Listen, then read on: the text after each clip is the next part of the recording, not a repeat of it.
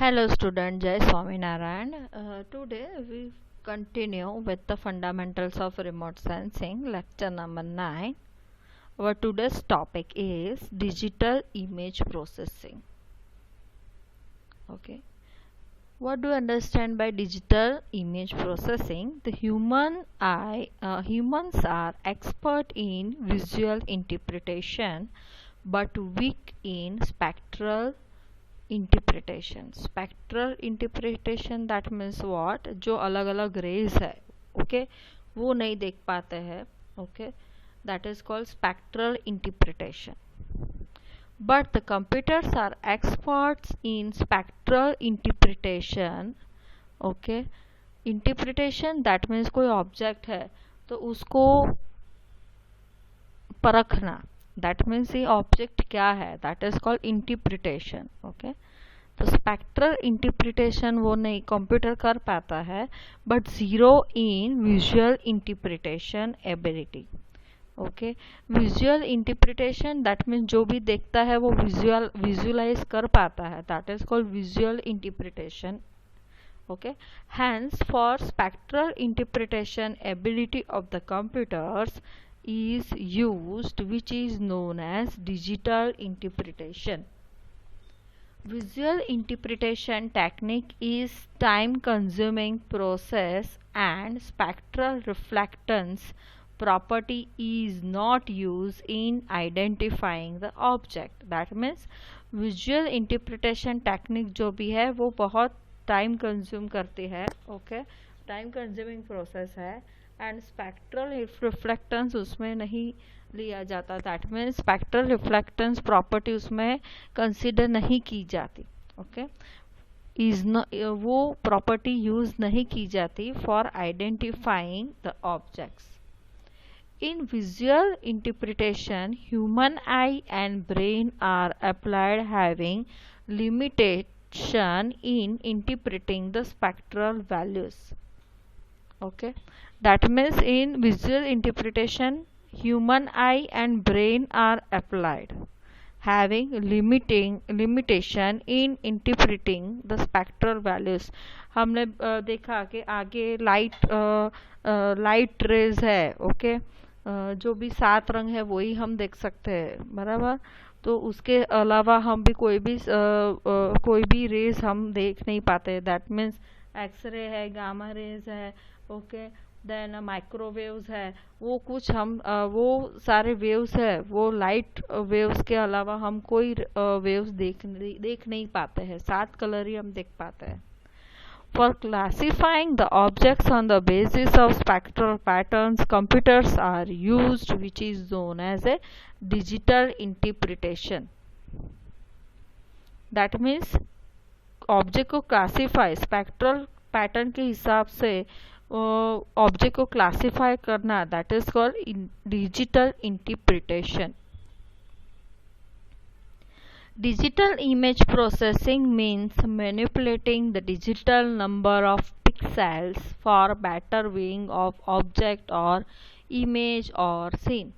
Digital image processing means क्या, manipulating the digital number of pixels for the better viewing. Okay, हमें नया mobile phone लेना है, कुछ भी लेना है, तो कितने पिक्सल का मोबाइल फ़ोन है, उसमें कितना पिक्सल खींच सकते हैं तक मोबाइल आप देख सकते हो, अलग अलग पिक्सल्स आता है.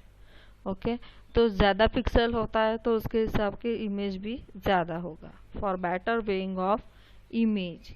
ओके, और इमेज और ए scene. Digital image process are as follows. First, radiometric and geometric corrections.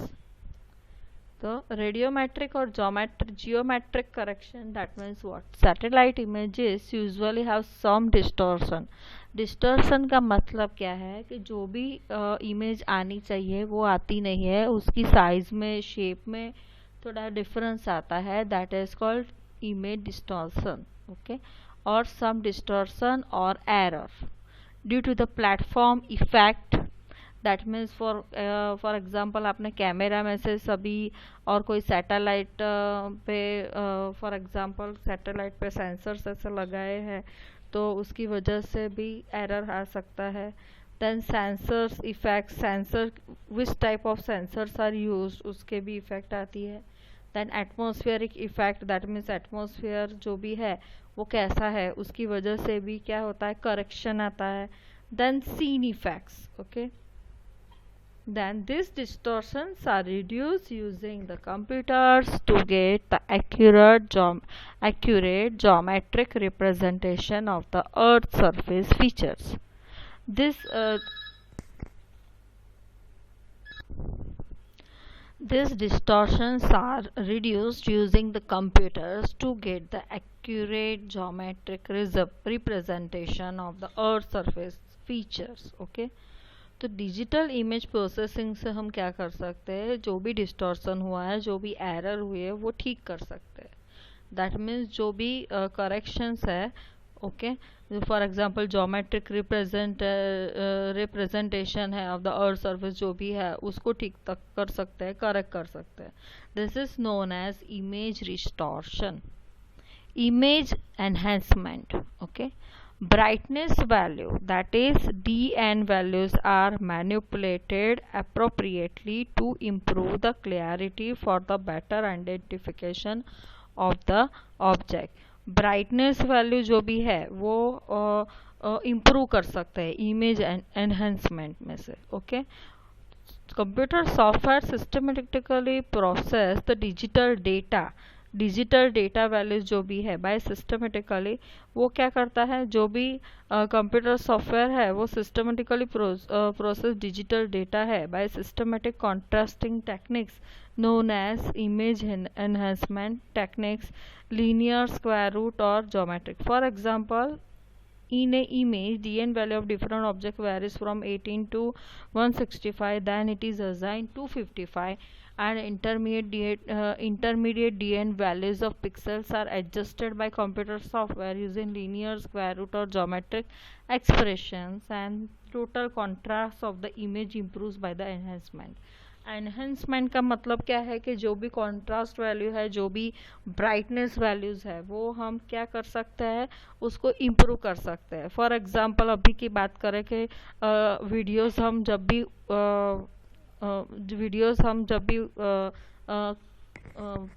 जो भी वीडियोस है वो हमें जो भी हम वीडियोस उतारते हैं, ओके, तो वीडियोस करने के बाद, ओके, जो जब भी हम उसको प्ले करते हैं तभी अंदर आवाज़, जो भी आजू बाजू आवाज़ है वो आती है।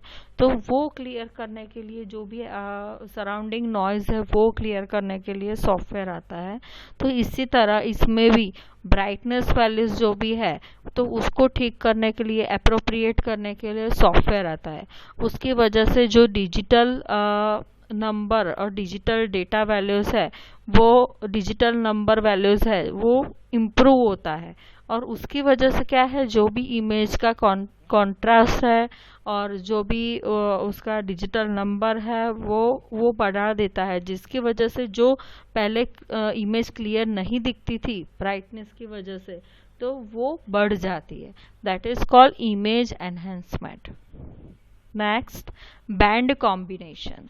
Computer software help in combining the DN values of different spectral bands of same satellite sensors data or spectral bands data of the different satellites. Computer software क्या करता है? It is help in combining the DN, that means digital number values of different spectral bands of same satellite sensor. जो भी satellite sensor है उसका जो भी different spectral bands है वो क्या करता है, कंबाइन करता है, और स्पेक्ट्रल बैंड्स डेटा और डिफरेंट सैटेलाइट्स, ओके, वो कंबाइन करके एक अच्छी इमेज क्रिएट करता है। Better spectral resolution of one satellite image में be combined with another satellite image having better spatial image to improve the image quality. यानी for example जो भी सैटेलाइट सेंसर है उसमें डिफरेंट स्पेक्ट्रल बैंड्स है वो कंबाइन करना होता है। then next, spectral bands data combine different satellite जो भी है उस पर उसका जो भी स्पेक्ट्रल बैंड्स है उसका डेटा कंबाइन करता है, तो उसके उससे क्या होता है, जो भी इमेज है वो क्लियर होती है, क्लियर इमेज की क्वालिटी दिखती है, जो भी इमेज है वो क्लियर दिखती है, दैट मीन्स उसकी क्वालिटी इम्प्रूव होती है. Okay, then next, each pixel is classified for different categories of the object based on digital number. Okay, each pixel is classified for the different categories of object. Okay, for example object है, different category के objects है, उसका pixel, each pixel is classified, pixel को classify किसके base पे करता है, for different category of the object based on digital number. This classification is done by computers on the basis of the value of each object available in computer. Dn values of different objects is different in spectral bands are measured in laboratory using the radiometer or spectrometer. Okay, dn values of different object. Okay, different object के लिए dn values अलग होती है in different spectral band. Different spectral band है उसमें DN value हर एक object के लिए अलग होती है. आर मेजर्ड इन लेबोरेटरी, किसमें कहाँ पे मेजर होता है, तो लेबोरेटरी में मेजर होता है यूजिंग द रेडियोमीटर और spectrometer. Classification of object based on DN value is as follows.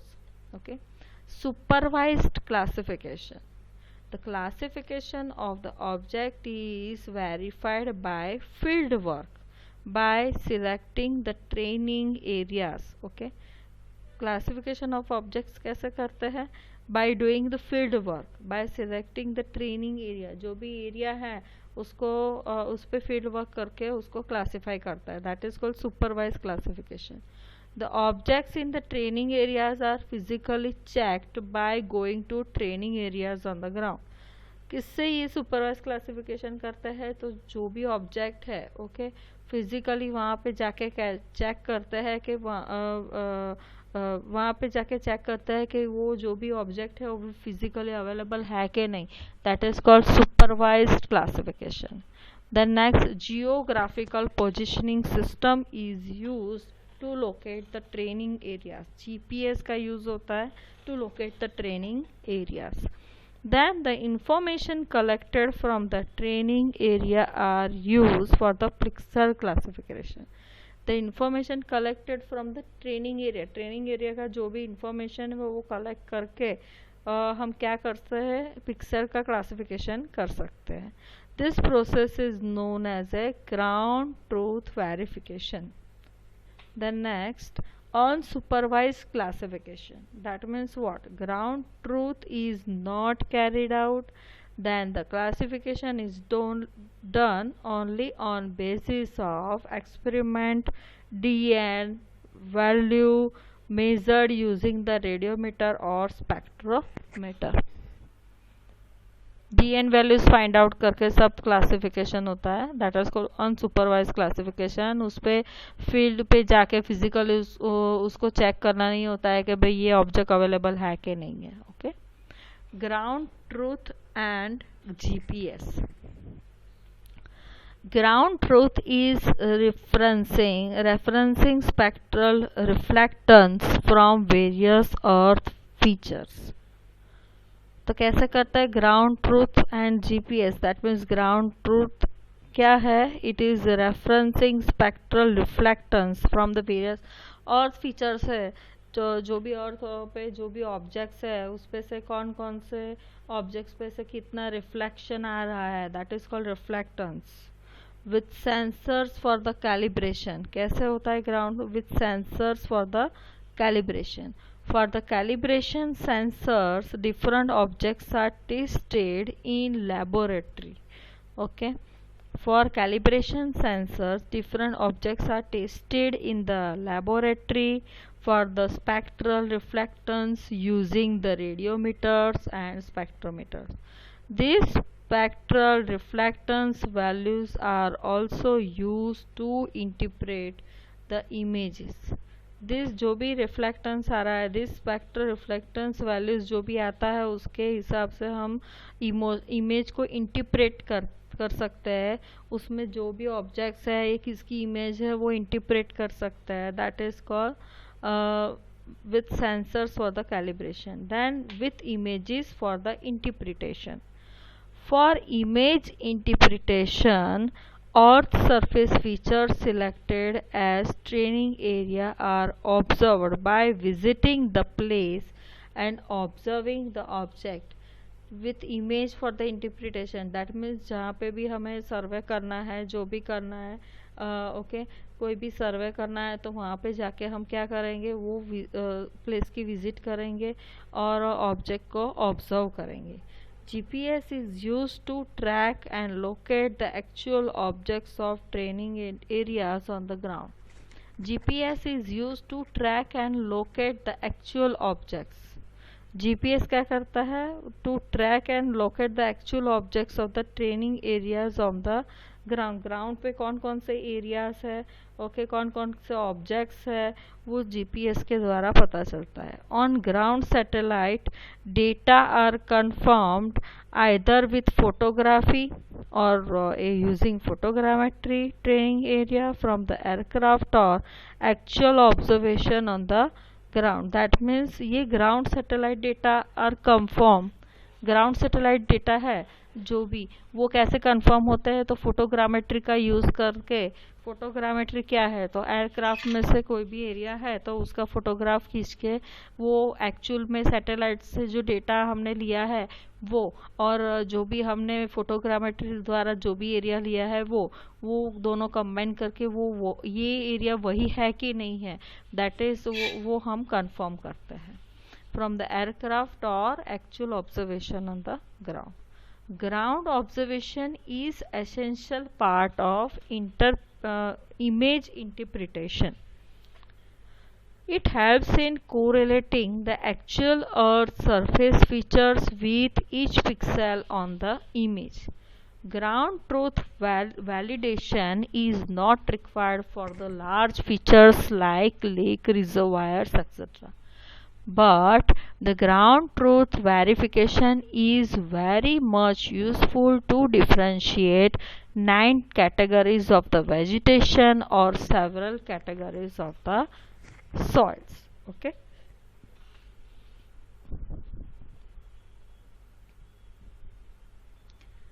For more information यहाँ पे मैंने एक लिंक दिया है, उसको आप देख सकते हैं। Okay, thank you.